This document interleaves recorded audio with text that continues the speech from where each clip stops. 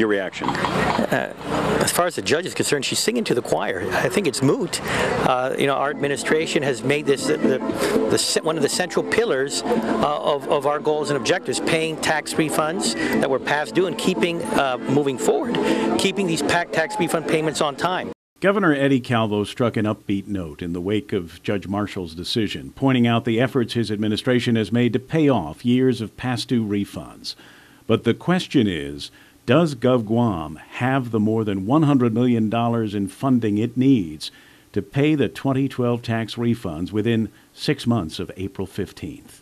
Now, with the ruling on 6 months, that's something that I'm gonna work with our fiscal team, look at our cash flow projections, see how we can do it.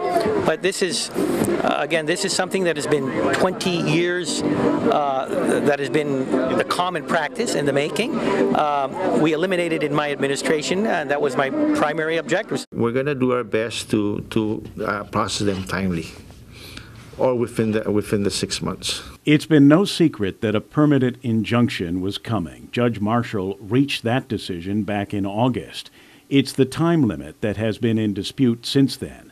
The plaintiffs wanted payment within 6 months, which is what they got. But as Reverend Tax Director John Camacho acknowledges, Gov Guam wanted more time, and he's not sure Gov Guam has enough money to meet the court's deadlines. That's something that I think the fiscal policies team would have to look at.